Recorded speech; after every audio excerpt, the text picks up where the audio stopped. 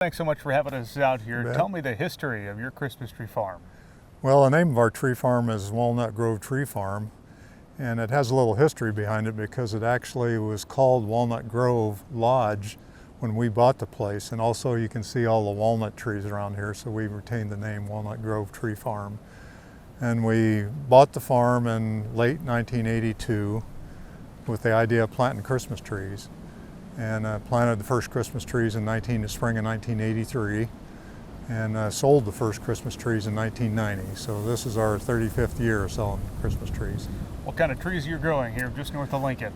Well, basically we have three main varieties three main species that we plant. Scotch pine, white pine, and fir. We do have a few spruce, we do have a few Austrian pine, and that's about it. Let's talk about consumers. When people come to your farm, perhaps for the first time, what are they looking for in a tree? Well, everybody, kind of beauty, I found out over the years that beauty is in the eye of the beholder. So I'm surprised sometimes what type of trees people pick. But usually people have in mind what they want. If they come and want a Scotch pine, we've got that. A lot of people anymore, over the last 10 years, the trend has been more towards the fir trees. So I think most of the growers in eastern Nebraska are trying to grow more fir trees for that market. And then white pine is one of my favorite trees, soft-needled white pine, and a lot of people like the white pine. Fir is a tough tree to grow, especially in eastern Nebraska. Yes, it is. Especially over the last few years with drought. How have you tried to overcome that challenge? Yeah, I found out just from experience that fir trees in eastern Nebraska or Nebraska anywhere are very difficult to grow because of our hot, dry summers, and we get into periods of drought where we may not have rain. Well, like this year, we didn't have rain for about 2 months.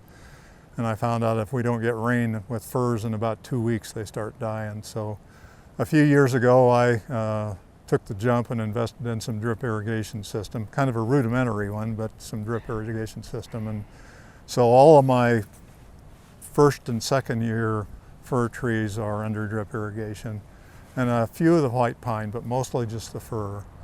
If I wouldn't have had drip irrigation this year, I would have lost 100% of the fir seedlings. We're talking kind of in between your weekends. Opening day was after Thanksgiving. How did things open up for you all?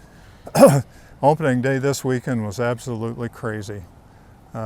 We basically couldn't handle all of the customers we had, and I feel kind of bad because we had to make them wait so long to stand in line to even get their tree measured and shaken and baled, but I didn't know what else to do. Yeah.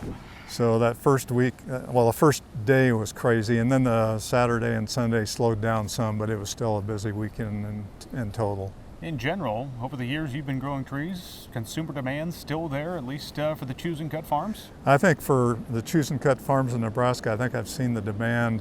Seems like people are getting back more to the families going out as kind of a tradition and picking a real tree rather than an artificial tree. And that's kind of who we cater to. We kind of cater to families. All the choose and cut growers in Nebraska kind of cater to families. So I think the demand has been up a little bit the last few years. Well, you're the president of the Nebraska Christmas Tree Growers Association. Talk about the industry in Nebraska. Obviously very niche, but how many growers are truly out there today? Yeah, the Christmas tree industry in Nebraska compared to other states like Michigan or something, obviously is relatively small.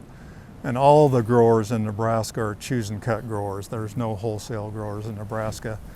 I think the Christmas tree growers, if I remember right, the association started in like the mid-60s. So, it's pretty old. I mean, there's been kind of a trend downward in the number of Christmas tree farms in the state. So when I was first in the Christmas Tree Growers Association, there were around over 70 tree farms in the association. And now I think we have less than 20 farms that are in the association. So it's declined. One of the reasons the demand on the existing farms is so much is because there's not as many farms around as there was.